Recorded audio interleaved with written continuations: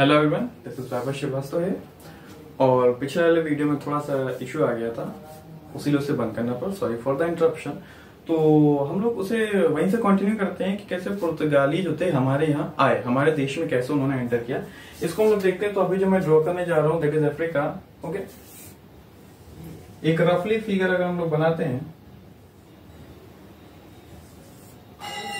ठीक है ना, एक रफली फिगर हम लोग बनाते हैं और ये यहाँ पे पुर्तगाल, ठीक है, then France, means Portugal, Spain and France, ये सब है, ठीक है ना, पुर्तगाल, स्पेन एंड फ्रांस, ये सब है। तो अब हम लोग आगे देखते हैं। अब यहाँ पे क्या होगा, यहाँ पे आगे मैं दूसरी चीज ड्रॉ करने जा रहा हूँ और इसे हम लोग देखेंगे, ठीक है, देखेंगे तो ये क्या आ जाएगा, ये आ जाएगा भैया हमारा Oman and Yemen, Oman Yemen आ जाएगा, ठीक है, ओमान एंड यमन है। और this is Red Sea, Red Sea, इसी में यहाँ पे इजिप्ट है, जिसमें आप क्या आगे स्विस कैनाल अभी बनेगा, ठीक है। तो वो सब चीजें, यहीं पे स्विस कैनाल बनेगा, यहीं पे इजिप्ट है, इसी में आगे स्विस कैनाल बनेगा, ठीक है, इसी में आगे स्विस कैनाल आपका बनेगा, यहीं पे है, ठीक है। तो अब हमारा इंडिया कहाँ पे है, इंडिया हमारा है, इंडिया हमारा कहाँ, इंडिया हमारा इससे थोड़े से नीचे सेक्शन में, ठीक है, इंडिया हमारा इससे थोड़ा सा नीचे है। एंड देन यहाँ ऑस्ट्रेलिया है, ठीक है ना, और ऑस्ट्रेलिया है, ऑस्ट्रेलिया, ठीक, मीन्स इंडिया से काफी दूर है, क्योंकि प्लेस नहीं है इसलिए मुझे यहाँ बनाना पड़ा मजबूरी में, ठीक है। तो हम लोग देखेंगे कैसे यहाँ से पुर्तगाल से पहले लोग, एक नाव चलती है, क्योंकि पहली बार में तो स्ट्रेट निकल गए थे, तो अमेरिका की खोज कर दी। अब दूसरी बार में नीचे आ जाएंगे हम लोग, यहाँ पे डाउन, यहाँ पे आ जाते हैं और यहीं पे आके रुक जाते हैं। ये जो जस्ट टिप है अफ्रीका का, ये अफ्रीका, मैं लिखे दे रहा हूं, अफ्रीका जिसे कहते हैं। तो ये क्या होता है, यहाँ के से टिप पे आके रुक जाते हैं, टिप पे आके रुक जाते हैं और इसे एक नाम देते हैं केप ऑफ गुड होप। क्या नाम देते हैं, केप ऑफ गुड होप। ये नाम होप मतलब कि मतलब आगे कुछ अच्छा होने को है, ठीक है। इसको इसे नाम देते हैं उत्तमाशा अंतर्द्वीप, इसे हिंदी में कहते हैं। और केप ऑफ गुड होप मतलब कि यहां तक तो कंफर्म है रास्ता है, यहां तक रास्ता कंफर्म है, इससे आगे कुछ होगा और कुछ क्या होगा, क्योंकि उतने टाइम इंडिया ही वो गुड होप था, इंडिया ही सब कुछ था, इसीलिए। और यहाँ पे ये काम किसने किया था, ये काम किया था बार्थोलोमियो डोमास या बार्थोलोमियो, ये नाम है, ये नाम है, ठीक है। और 1492 में ये आया था, 1492 में बार्थोलोमियो आया और उसने केप ऑफ गुड होप खोज के चला गया। और प्रेजेंट में है जो एकदम अफ्रीका का जो एकदम टिप है, क्योंकि पुर्तगाल है, ठीक है, ये आपका अफ्रीका कॉन्टिनेंट है, देन दिस इज यूरोप, और इस साइड क्योंकि प्लेस नहीं है, इस साइड आ जाएंगे तो north America, south America, this is Asia section, Australia, ठीक है। तो सातों कॉन्टिनेंट आपके आ जाएंगे। और ये है रेड सी, याद रखना, रेड सी, यहीं से स्विस कैनाल, फिर जब बाद में स्विस कैनाल बन गया था तो हमारा व्यापार ऐसे होके यहां से जाने लगा था, ठीक है। उसमें भी अभी हम लोग चर्चा करेंगे कैसे क्या होता है, बट क्योंकि एनसीईआरटी सीरीज के हिसाब से चल रहे हैं तो एनसीईआरटी में इतना डिफाइन नहीं किया गया, उसके पहले चैप्टर्स में किया गया। तो इसलिए मैं बस एक ओवरव्यू आप समझ लो, क्योंकि अभी जब हम लोग स्पेक्ट्रम आगे चलेंगे तो बहुत ही फिर से ऐसा नहीं है कि ये खत्म होने के बाद फिर से मैं यहाँ नहीं आऊंगा, ये तो अभी एनसीईआरटी के हिसाब से ना, जब बाकी बड़ी बड़ी किताबों के हिसाब से होगा तब वाइड में से पढ़ाऊंगा, ठीक है। तो अभी तो समझिए, तो यहां से, तो भाई यहां से एक व्यक्ति चलता है, कुछ मत समझो, पुर्तगाल से एक व्यक्ति चलता है जिसका नाम है बार्थोलोमियो, ठीक है ना, बार्थोलोमियो आता है। और कहीं कहीं पे नाम डिफर कर सकता है, बार्थोलोमियो डियाज, देन बार्थी, कहीं मैंने लिखा देखा, बार्थी मैंने लिखा देखा है कहीं बुक में, ठीक है। तो ये नाम आपका डिफर कर सकता है, उसमें कोई प्रॉब्लम नहीं है, नाम आपका बेशक डिफर कर सकता है, बट एक यही नाम है जो कंफर्म है, जो मैंने कई वीडियोस में देखा है, इवन वीडियोस तो छोड़ दो, मैंने कई जो किताब पढ़ा है तो बार्थोलोमियो नाम है, ठीक है। और sorry for the unwanted noise जो भी बात, क्योंकि आप समझ सकते हैं दिन का समय है और मजबूरी ऐसे मैं वीडियोस रात सुबह 4 बजे रात के 12 बजे बनाता हूँ, तो वैसे अनवांटेड नॉइज नहीं होती है, बट थोड़ी सी प्रॉब्लम है, इसलिए थोड़ा सा आप लोग कॉम्प्रोमाइज कर लीजिए, और सॉरी फॉर दैट, ठीक।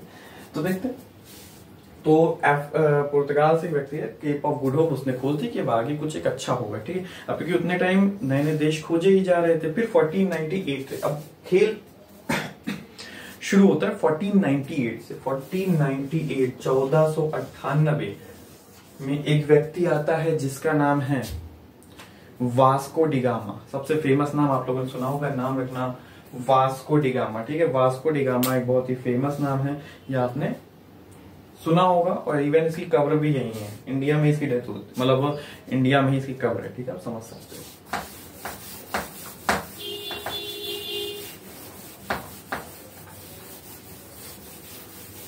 तो वास्को डिगामा ये अब जो है, क्योंकि जिसको नोट्स बनाने हैं वो नोट्स भी बना सकता है। ठीक है, तो उस हिसाब से मैं लिख पाऊंगा, तो समझना।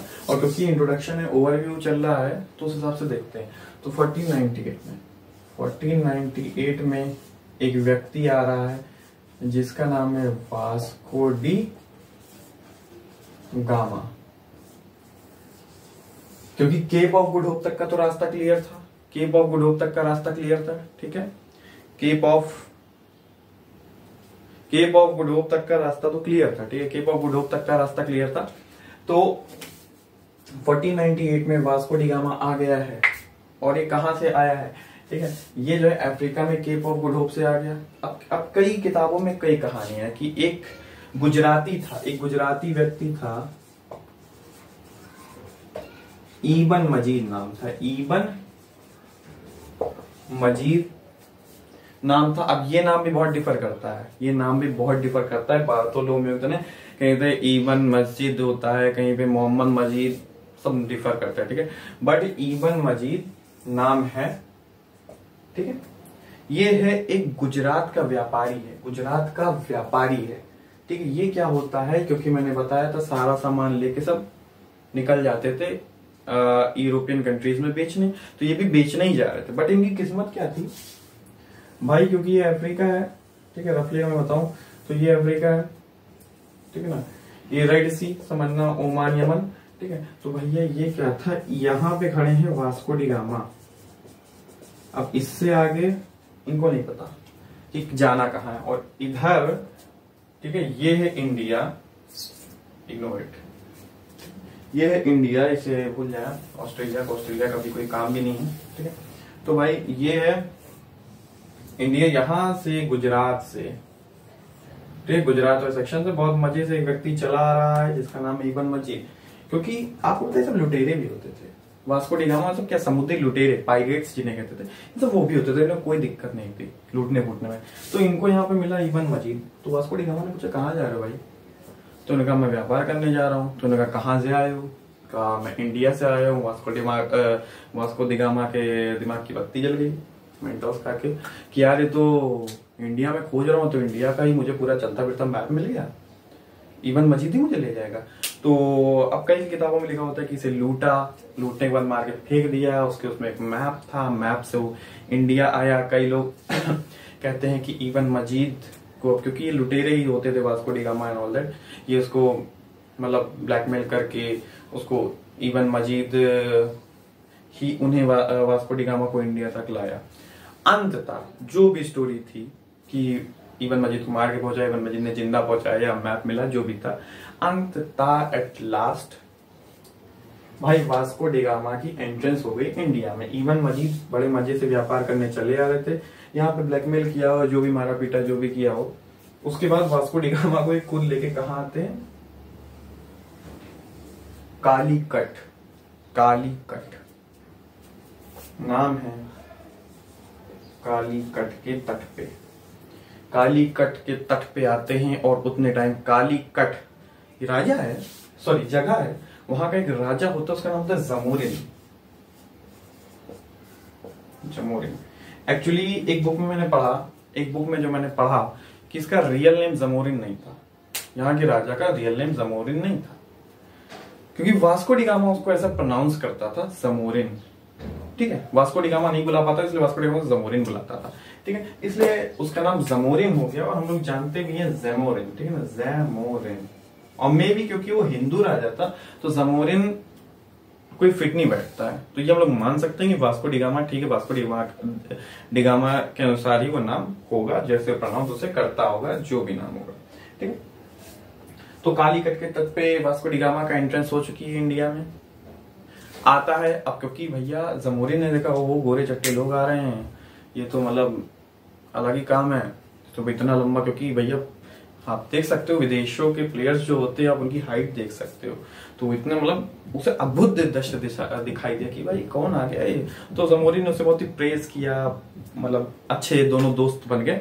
और फिर यहाँ से वास्को डी गामा ढेर सारा सामान लेके जाता है और वहां बेचता है, उसे 60% का फायदा होता है।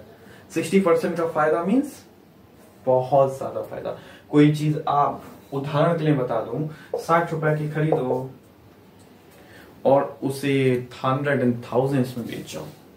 आपने ये मार्कर 10 रुपए का खरीदा और इसे जाके 500 में बेच दिया, तो आपको कितना फायदा हो गया। तो इतना फायदा हुआ कि सब लोग इतने मतलब वहां पे खुश हो गए कि भैया ये जब वास्को डी गामा को दोबारा भेजा गया, मतलब जमोरी ने ढेर सा सामान लाद दिया और वास्को डी गामा जाते हैं वापस और अपने देश वहां पे बेचते हैं, इनको ही फायदा होता है, देश वालों को ही फायदा होता है। तो वो सोचता है कि और 3 बेड़े, मतलब जो स्पेक्ट्रम के शब्द है, 3 बेड़े अपने साथ ले गया। 3 बेड़े मीन्स एक उसकी जो नाव थी वो तो थी, प्लस पीछे 3 नाव और ले गया, तो 3 नाव भर के ले गया था, ढेर सारा सामान भर के वो ले गया था। तो कैसे उसको इतना ज्यादा प्रॉफिट हो रहा है, इन सब चीजों पे पुर्तगाल ने बहुत ही गंभीर चर्चा की। और फिर पुर्तगालियों ने कहा ऐसा करते हैं अब चलो वही कंपनी अभी बसा लेते हैं। तो पुर्तगाली कंपनी आएगी और उसके धीरे धीरे बाद पुर्तगाली आएगी, देन पुर्तगाली को देख के भाई डच आएंगे, डच को देख के तो ब्रिटिश कब से चाह ही रहे थे, क्योंकि इंडिया खोज हो चुकी है, अब इंडिया के पीछे लड़ाई होगी, ठीक है। अब ब्रिटेन वाले, अभी जो हमारे ब्रिटेन वाले हैं, ठीक है, ब्रिटिश जो है ये धीरे धीरे करके सबको खत्म करेंगे। ब्रिटिश धीरे धीरे भैया पुर्तगालियों को खत्म करेंगे, ब्रिटिश डच को खत्म करेंगे, ब्रिटिश फ्रेंच वालों को खत्म करेंगे। मगर सबसे बुरी टक्कर जो ब्रिटिश को देते हैं वो होते हैं फ्रेंच में भी एक व्यक्ति है, बहुत बहुत ही पावरफुल व्यक्ति है, सेनापति है वो, डुप्ले को वापस बुला लिया जाता है। इनकेस अगर वापस न बुलाते तो शायद आज हम लोग फ्रेंच के अंतर्गत होते और आज हम लोग इंग्लिश ना लेके फ्रेंच लिख रहे होते, ठीक है। बट चलिए वो सब चीजें अलग है, वो जब हम लोग अभी फर्दर स्टडी करेंगे तब उसे आगे से डीप में स्टडी करते हैं। अभी से क्योंकि हम लोग एनसीईआरटी की सीरीज चला रहे हैं, एनसीईआरटी क्लास चला रहे हैं, इसलिए एनसीईआरटी के हिसाब से हमें पढ़ना है, ठीक। तो क्योंकि ये जो लेक्चर है ये तो पिछले लेक्चर की कंटिन्यू था, इसीलिए तो आज इसे यहीं पे समाप्त करते हैं। Thank you for watching and thank you for giving your precious time. आपने अपना इतना अच्छा समय दिया। और मैं ये नहीं कहूंगा कि लाइक करें कि सब्सक्राइब करें, ये आप तब करना जब आपको मेरे लेक्चर समझ में आए। इन केस नहीं समझ में आता है, आप ना लाइक करो ना सब्सक्राइब करो, कुछ मत करो, क्योंकि हमारा अल्टीमेट गोल है जिसको हिस्ट्री नहीं आती, जिसने हिस्ट्री कभी नहीं देखा नहीं कर सकते, जिसको हिस्ट्री का एच भी नहीं आता है, उसको हिस्ट्री समझ में आनी चाहिए। और अगर आपको समझ में आई तो प्लीज एक लाइक, एक सब्सक्राइब, जहां आपने इतना मिनट दिया बस कुछ ही सेकंड, आप लाइक एंड सब्सक्राइब कर सकते हो। And thank you for watching. जय हिंद।